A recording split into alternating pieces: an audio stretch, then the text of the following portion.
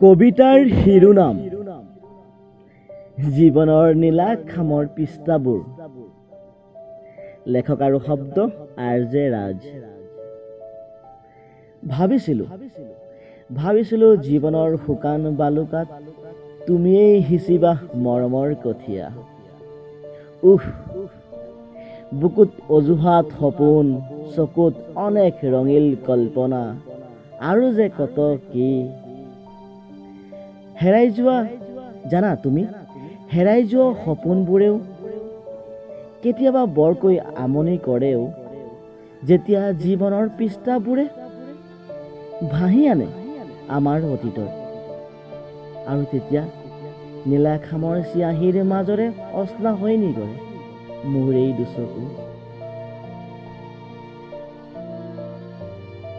আজিও মই পদ্মৰ প্ৰিয় অতীতৰ পৃষ্ঠাবোৰক মিছ কৰোঁ। মিছ কৰোঁ নিহা। পাহৰিছিলো। তোমাৰ ভালনে? কেনে আছা তুমি? তুমি কুশলে আছানে? তোমাৰ সেই শব্দবোৰে আজিও বৰকৈ আমনি কৰেও।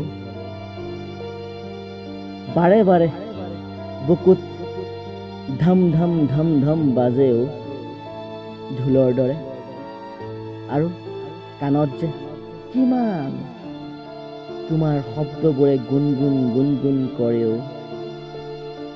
তুমি জানা, তুমি জানানে, এই পৃথিৱীত হাজাৰ জনতা, তথাপিও মোৰ এনে লাগে জানা, মই যে অকলশৰীয়া। মই যে অকলশৰীয়া। কাৰ বাবেনো লিখিমনো মই এই কবিতা? নিজৰটো কোনেও নাই।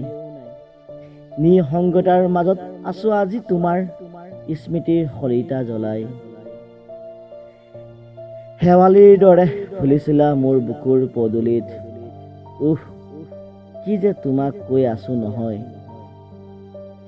তুমি বাৰু আমাৰ অতীতৰ পৃষ্ঠাবোৰক কেতিয়াবা মেলি চোৱানে?